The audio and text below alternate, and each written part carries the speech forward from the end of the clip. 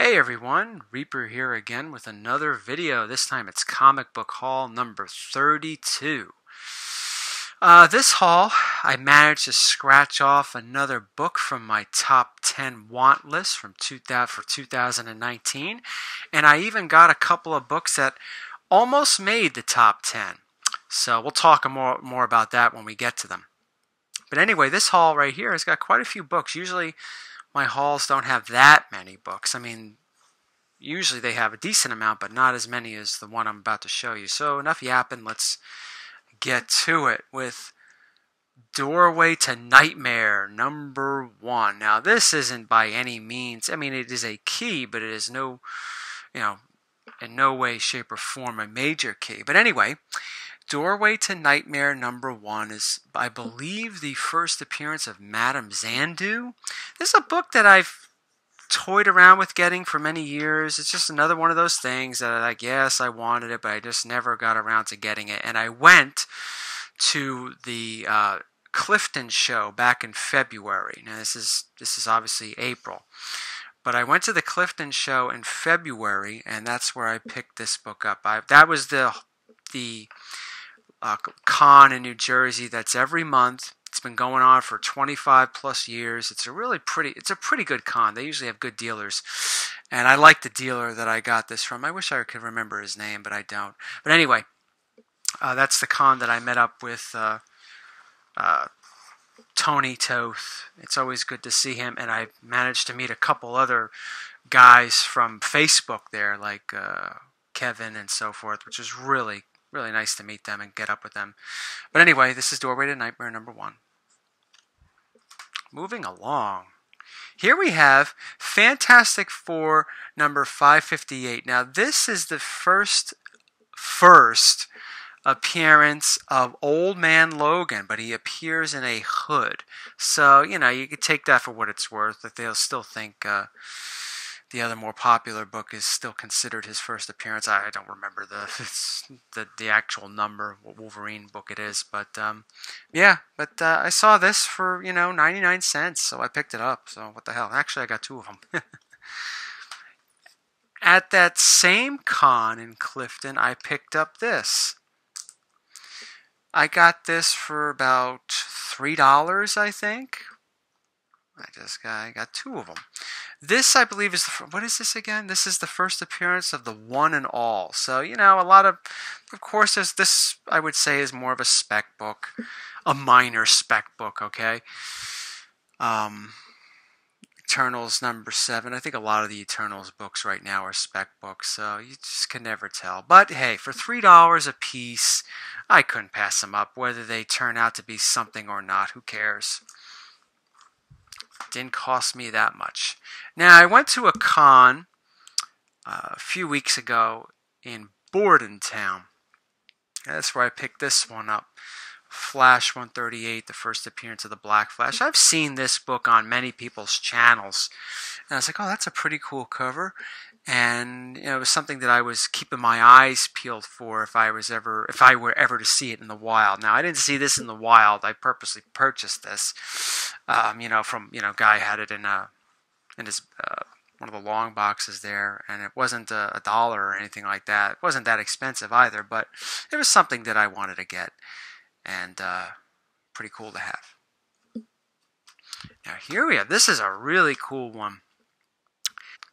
This is my first Atlas book. Now, some of the books here that, I don't know if I posted any of the ones I've shown already, but some of the books I'm going to show, I post on Instagram long before they appear in a haul. And I even did that little Reaper collage where, there's a bunch of books there that appeared on Instagram. My point being, this appeared on Instagram, I think, when I first got it back in January. But anyway, it's my first Atlas book. World of Suspense number 5. I love this cover. Now let's take a look at this. I don't want to spend too much time because I still have a lot more to go and I'm already 5 minutes in. But my favorite part of this cover, this is really cool. I just love those sort of scenes, Dark, creepy road with a stranger approaching a scared couple. That is awesome. I've read the stories in this. They're pretty cool. Again, they're more like Twilight Zone-ish rather than EC horror-ish. But I love this one. The Men in Glass. Look at that, how creepy this is. So cool. But anyway, what made me go after World of Suspense 5 is because I believe, I forget who on Instagram purchased a copy of this. It was like a higher grade copy. This right here is probably a 4.0. Someone had a higher grade copy on Instagram, and I saw them. I was like, wow, that's a cool ass cover. And I went looking for my copy, and I got this. My first Atlas. Those Atlas books, man, they're really, really cool.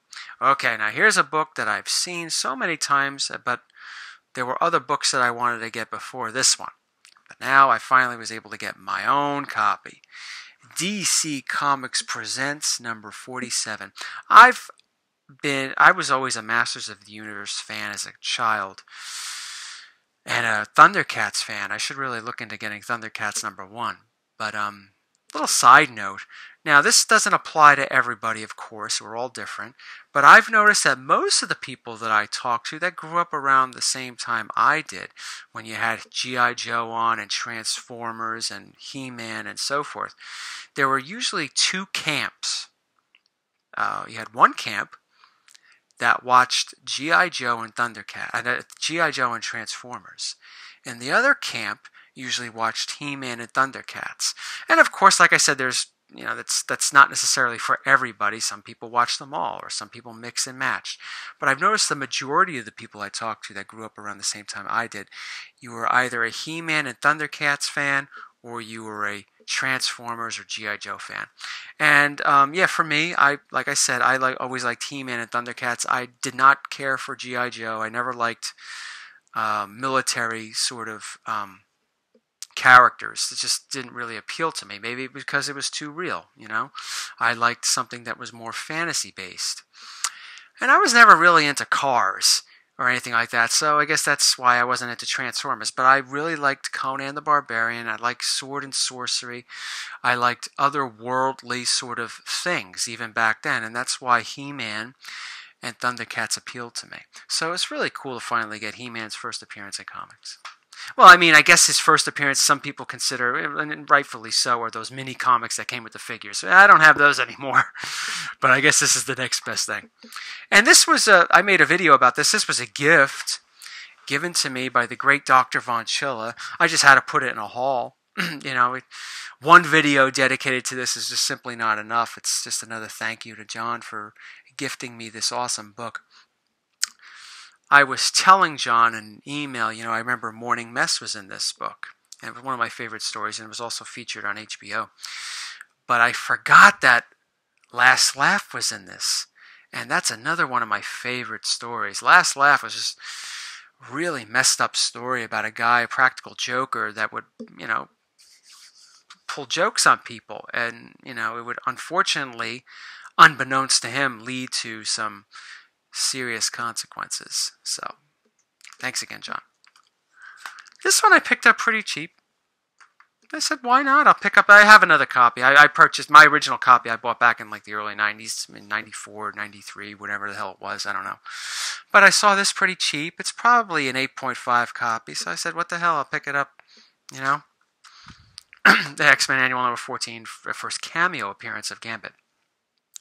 Now this book right here, this is my second copy. I got a higher grade copy. It's probably like a 9.0, 9.2. This is the first appearance of the Shadow King. And I think this is a book that sometimes goes unnoticed. I might have said this in another video, or I'm going to say it in a future video. I don't remember. But I really think that the Shadow King has a lot of potential when it comes down to when they're making these new X-Men movies and so forth. Yes, I'm sure we're going to see Magneto over and over again. But there are other cool X-Men villains that have not been tapped into, like Mr. Sinister and so forth, that I think that if we're going to see some sort of expanded cinematic universe built around the Fantastic Four, and in this case X-Men, there are a lot of other characters that I think might show up in some capacity, a large capacity or a smaller capacity. And I would not be surprised if we're talking about origin stories, tying origins to Storm and so forth. You might just see the Shadow King. And I think he's a really cool character, and definitely a book to look out for, X-Men 117. Now here's a book that I never owned that I was finally able to get. I've been meaning to get this for a long time. XMen 100, pretty cool copy, mid-grade, nothing super duper. It's not the 30-cent variant or anything like that, which is fine. But I was able to get it. I finally decided I was going to get it, and I was happy I did so. Yeah, we still got a few books here. We still got quite a few books to go, so bear with me. Now here's another upgrade of mine. XMen number 9. This is probably a 4.5 copy. Now, I wasn't upgrading the grade per se because my other copy was probably like a 4.5, 5.0. So how is this an upgrade then? I'll tell you. I'm not going to name the store in New Jersey, which I originally purchased my original XMen 9, and this is largely my fault, but they did not bother to disclose that the pinup in the back of the book of Jean Grey was ripped out, and that caused the front page to be loose. So that wrap was the first page was detached, and the second part of the wrap, the last page, was gone. That was never disclosed on the sticker price and so forth. So unfortunately for me, that was back when I was first getting back in the hobby. I wasn't thinking. I should have checked the books and all that stuff. And I remember at the time watching Cougar Comics saying, you always check the book, always check the book. And then I think I checked this book and I was like, son of a bitch.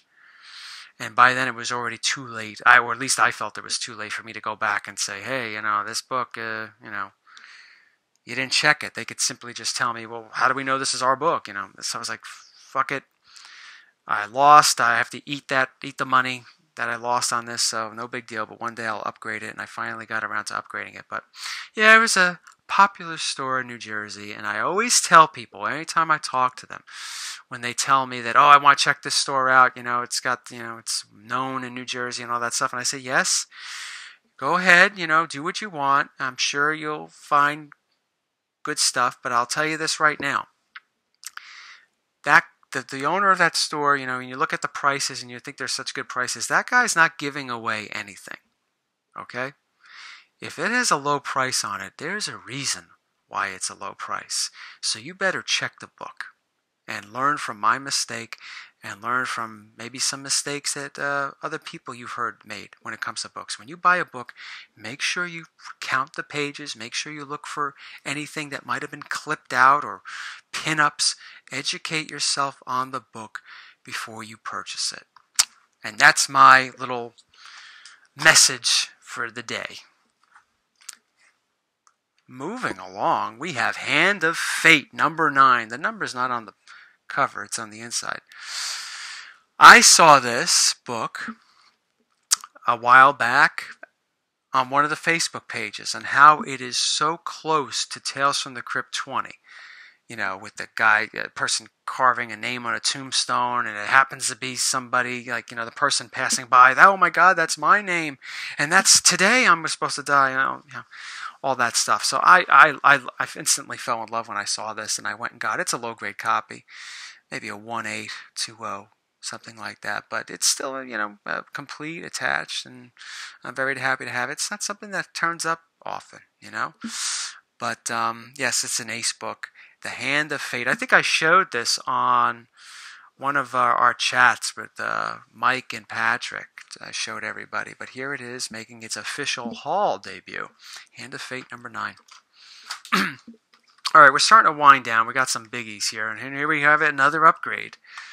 Da da da da. Crime Patrol number 16. This is the second appearance of the Crypt Keeper. I originally purchased my copy back at the New York Comic Con 2017. It was a really beat up copy, but it was complete though, no restoration or anything like that. I was just happy to get it, and I wasn't expecting to get it, so, I got it for a really good price back then. But I always said, as I'm trying to add to my Tales from the Crypt, I'm trying to complete my Tales from the Crypt collection, trying to upgrade some books and obviously add books to my collection, I said Crime Patrol 16 would be one of the ones that I'd like to upgrade. But it's like 15. It doesn't pop up that often. Yeah, sometimes you see it on eBay, and sometimes you'll see Crime Patrol 15 on eBay. But it's expensive. And there's not, it's not like Amazing Fantasy where there are pages upon pages of them. So I didn't buy this on eBay. But when the opportunity came up to purchase this for what I believed was a good price, and I sold my other copy, which paid for this copy, believe it or not. This is probably like a 3.5. I should have it pressed. They'll probably pressed and cleaned. They'll probably come back. I think a 4. But that's something to think about down the line. No rush.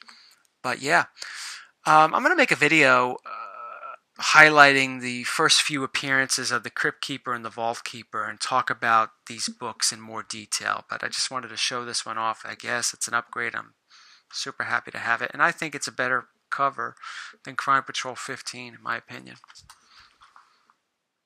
I know, I love the Crypt Keeper so much. To say that, is that sacrilege? Here we go. Tales from the Crypt, number 24. Not an easy book to find. This is a 3.0 copy. Yeah, sometimes this goes for a lot of money, this book, and I honestly don't know why.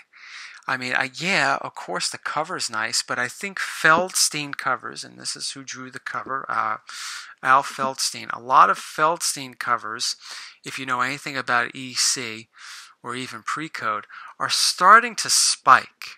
Whether people are just discovering how awesome his artwork is, I think that's ridiculous to say. His artwork was always fine, and for now someone just to discover that 60 some odd years after the books come out doesn't make sense to me.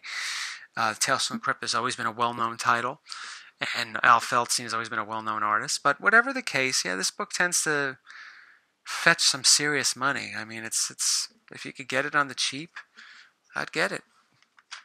Even if you're not an EC fan, it could be something that you could flip to an EC fan that would gladly pay you a good amount of money for. All right. Originally, I was going to do like another Spider-Man haul, another Batman haul, but I said, you know what, screw it. I'm just going to start putting the books in other hauls. I'm not going to wait to make specific haul based on certain characters. I could always do that if I wanted to anyway. But anyway, I got this bad boy. It's a 3.0 copy of the I was going to say the first appearance of Doctor Doom. It's not. I already have that one. But oddly, coincidentally, it seems like Doctor Doom likes to show up in issue 5. But here he is. First time he encounters Spider-Man in Amazing Spider-Man number 5. Really cool cover. I like the way Spider-Man's drawn here with the the shadowing and all that stuff. I've always thought it was really nice, and to have Spider-Man fight the Fantastic Four's main rival was pretty cool. So very happy to finally add this bad boy to my collection. A few more, everybody. I know this has been carrying on for almost 20 minutes now, but I got some good ones to show. And here we have another upgrade. Ta-da! I showed this on Instagram, of course. This is probably like a 4.0 copy. I think that's it. It's safe to say it's a 4.0 copy. Really nice, really nice. The pages are very clean. The cover is fully attached. But I had showed this book. My original copy was really beat. Water damage or rust migration. It was complete. Okay, it was complete, but it was just really, really nasty and so forth. But I forget. I think it was Comic Book Haul number 15. Where I showed that. That was Batman Ultra Haul number 2. But anyway, that was another one of the books, and there's still plenty of other books that I want to upgrade, but this was one of the ones at the top of the list I said I wanted to upgrade. Now, I talked earlier about my top 10 list, and books that did not make the top 10 list. Well, this is one of them. This is probably number 11. If I created a top 25 books I want to get for 2019, this would have been number 11. On my upgrade list, on the 2019 list. So I was glad to finally get it. A really presentable copy. I'm probably going to have it graded one day, and see what it comes back. I wouldn't be surprised if it comes back a 4, maybe even a 4.5. But we shall see. But this is the first Silver Age appearance of the Mad Hatter, who later turns out not to be the Mad Hatter. Turns out to be Hatman. But still a pretty cool copy. It's another one that's pretty expensive. I got a good deal on this one, or at least I think. But yeah, this book usually goes for well over $500 in this condition. So, but like I said, it really helped that I had my other copy. Oh yeah, my other copy, I sold it, and someone was, I sold it for a decent amount, and someone was more than happy, even with full disclosure with it, and looking at the book was very happy to get the book. So I'm happy for that person who bought it, and I'm happy that I was able to upgrade this. So, now here comes another one. I have 3 left. Okay. This one, man, this is definitely a book I want to get graded and pressed and cleaned. I think it'll come back a nice 4.5. But man, do I love this book. War Against Crime number 11. The second appearance of the Vault Keeper. Earlier in the video, I showed you the second appearance of the Crypt Keeper. Now I'm showing you the second appearance of the Vault Keeper. Man, and like I said, I'll make a video specific to these books and talk a little bit more detail why I like them and some of the coincidences with some of the books and so forth. So if you're interested in that, check it out. But man, do I love this book. I love the cover. This, to me, out of the first 3 appearances of the Crypt Keeper and the first 3 appearances of the Vault Keeper, this is my favorite cover out of all of those. And those are some pretty cool covers and memorable covers too, You got Johnny Craig. He always draws some memorable covers. Like I said, he's everywhere on EC. Crime, Tales from the Crypt, Vault of Horror, obviously, and so forth. But man, I love this cover. It's just such a throwback to me of the Universal monsters. And, this came out in the early 50s, 49, 50. So I think a lot of them were still heavily influenced by those movies that came out, I think, around that time, 15 years, 20 years plus for some of them. But I just love the shadowing on this. Take a look at this. Let's take a close look before I move on. I know you're getting glare. Well, it can't be helped. But take a look at the shadowing, how the mummy's arm is going against the sarcophagus. And this is a typical EC scenario where you have some guy on the cover. He's either by himself, talking to himself or thinking to himself, or he's with somebody else and having a conversation with them, talking about something. In this case, it's like, this says there's a curse about a mummy coming back to life. I don't believe that. And, of course, the mummy's coming up behind him. And then you have other ones where, there's a vampire loose, but where could he be? And he's right behind them. So you see that often on EC covers. And this is obviously an early example of that. But man, do I love this cover. I just love the coloring, the lighting. It is just superb. And like I said earlier, I was going to do a Batman haul, but you know what? I'm just going to mix them all in. And here's one that I decided to mix in that's been long overdue. I've had this book for almost 3.5 years, but I just never showed it. I showed it on Instagram, and it appeared in my top 25, my updated top 25 comic books in my collection video. But here it makes its official haul debut. Batman number 16 is probably a 3.0 copy. A little piece out over here, a little piece out over here, and so forth. Batman number 16, the significance of this is it is the first appearance of Alfred. And Alfred was totally different when he first appeared than the Alfred that we've all come to know over the years. So the character was retconned a little bit, well, not a little bit, a lot, over the years. But this is his first appearance, definitely my earliest Batman issue. Okay, I have a couple early Batmans, but this is my earliest with number 16. So really cool. Like I said, I've had it for almost 4 years, and it's been waiting to come out in an official haul video, and here it is. And the last book, which you probably can figure out by checking out the thumbnail of this video, and it is a top 10 list for 2019 book. And here we have The Vault of Horror number 12. This is EC's first horror book. Now I forgot to mention, I showed you this a few moments ago. This is EC Comics' first horror cover.